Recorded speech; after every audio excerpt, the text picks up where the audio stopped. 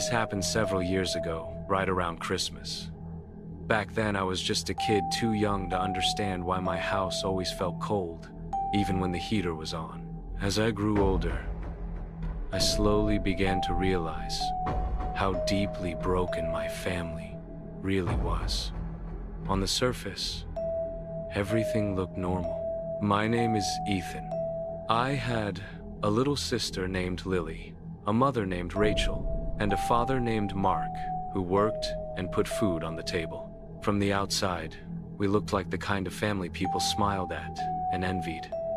But behind closed doors, it was a different story. My parents were constantly fighting. The shouting never stayed quiet for long, and more than once, the police showed up at our house. My father had been arrested several times for hurting my mother. Still, every time, she took him back. I told myself they were just trying to keep our family together for me and Lily. The truth was much darker. By the time I reached my early teens, I finally understood what was really destroying us. Both of my parents were alcoholics. When my father drank, he turned angry and violent, like someone else was wearing his skin. My mother drank just to survive him, to numb herself enough to endure the nights. It was a vicious self-destructive cycle, and my sister and I were trapped in the middle of it. We didn't know how to stop it. We didn't even know who to tell. Then came Christmas Eve. That night, my parents decided to throw a party. That night, my parents invited a handful of neighbors and relatives over. The plan was simple: exchange gifts, play party games, eat too much food, and pretend we were a happy family for a few hours. At first, it almost worked. Laughter filled the living room. Music played softly in the background, and for a brief moment, our house felt normal. Then the drinking started. As the sun disappeared and night settled in, the mood began to rot. Conversations slowly turned sharp, then hostile. Jokes became insults. Voices grew louder. I could see it in my father's eyes, the familiar change, like a switch being flipped inside him. Before anyone could stop it, he started swinging at people in the house. Guests tried to restrain him, tried to calm him down, but every word they spoke only made him angrier. The tension exploded. Eventually, my mother broke down, begging everyone to leave before things got worse. Our relatives hesitated, unsure whether to abandon us, but one by one they gathered their coats and stepped out into the cold night. Soon, the house was empty again. Too empty. My father turned his rage toward us. He screamed at me and Lily to go to our room. We didn't argue. We ran upstairs and shut the door behind us, but the fighting didn't stop. From our beds, we listened as our parents screamed at each other for hours. The walls felt thin, like they were breathing in every curse and threat. We were terrified, but also numb. This wasn't new. What kept us sane was the thought of Christmas morning. Eventually, sometime in the early hours, the screaming faded into silence. Exhaustion took over, and we finally passed out. When we woke up, it was Christmas Day. The house was unnaturally quiet. Carefully, me and Lily stepped out of our room and began making our way downstairs. At the bottom of the stairs, we froze. Our parents were already waiting for us in the living room, as if they had known exactly when we'd come down. My mother, Rachel, was sitting stiffly on the couch. She was wearing dark sunglasses. Even though the curtains were open and the room was dim, she didn't move. She didn't look at us. She didn't say a word. My father, Mark, stood beside the Christmas tree. He was smiling. Not a normal smile. A wide, stretched grin that didn't reach his eyes. It looked wrong, like it had been glued onto his face. My sister Lily squeezed my hand, and we both hesitated, unsure if we should step closer to the tree. After a moment, my dad waved us over, his smile never fading, and told us to open our presents. I glanced at my mom, silently asking for reassurance. She didn't react, not even a flicker of acknowledgement.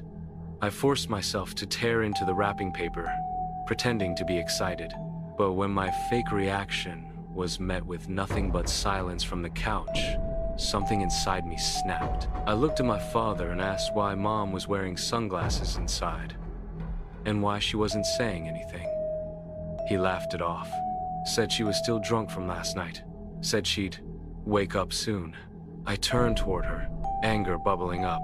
I told her she'd ruined Christmas. I asked why she couldn't put the bottle down for one single morning. I waited for her to yell back, to say anything at all. She didn't. My father tilted his head slightly, still smiling, and told me to calm down. He said she had passed out and couldn't even hear me. Then he asked me to speak louder, called me son, in a tone that made my stomach twist. That's when it hit me. This wasn't normal silence. This was the kind of silence that presses in on your ears. The kind that feels wrong. And suddenly, the Christmas tree lights seemed too bright, and the room felt colder than it ever had before. I couldn't take it anymore. I turned and walked away before my anger turned into something worse. I expected my father to follow me, expected him to yell, to grab me, to drag me back into the living room, but he didn't. Instead, I heard his attention shift completely to Lily. From upstairs, his voice drifted through the house, soft and unsettling. He kept repeating the same words to her over and over again. Keep going. Open your presents, baby. The way he said it made my skin crawl. Guilt washed over me for snapping at my mother in front of my sister. I sat on my bed, staring at the wall, telling myself I'd apologize later. But that guilt would soon become meaningless compared to what was coming. I didn't leave my room for the rest of the day. I was too angry, too confused. Hours passed. Eventually, Lily quietly slipped into my room and crawled onto the bed beside me. We didn't say much.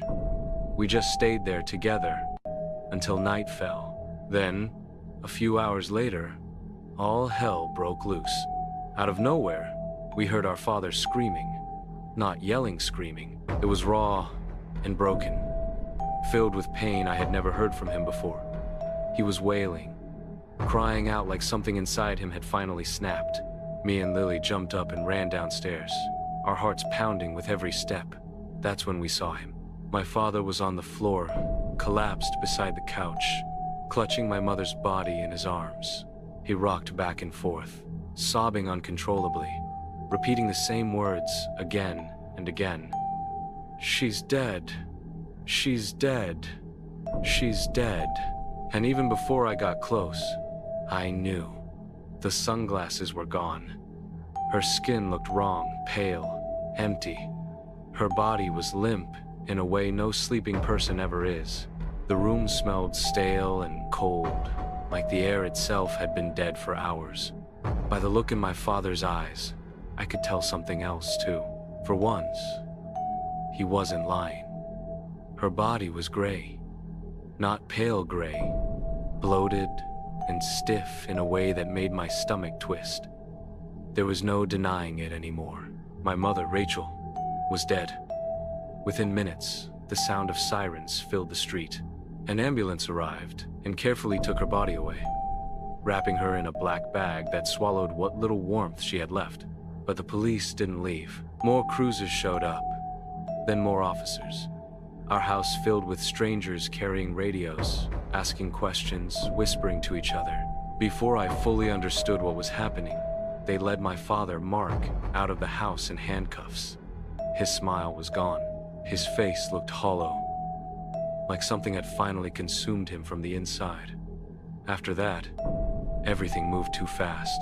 Me and Lily were taken to our grandmother's house. The rooms were quiet, but my head wasn't. A day later, we learned the truth. The real truth. My father had confessed. He strangled my mother on the night of Christmas Eve, after hours of fighting. She died there, in our home, while we slept upstairs.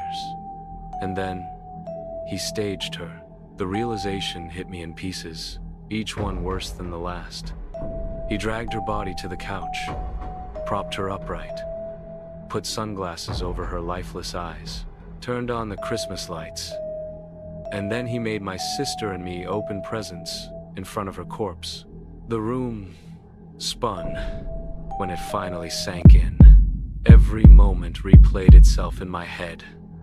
The silence, the sunglasses, the way she never moved, my anger, my words.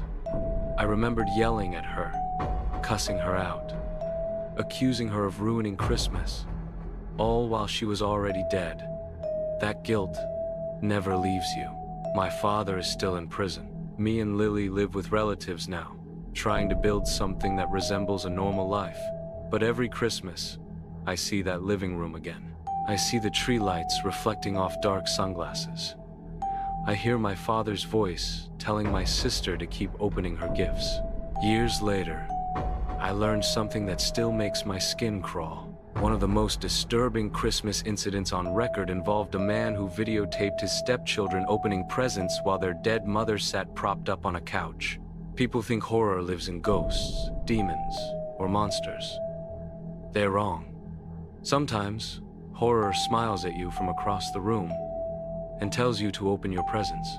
If this story sent chills down your spine, make sure you like, subscribe, and turn on notifications, because the scariest stories aren't about ghosts or monsters. They're about the people living right next door. And trust me, the next story is even worse.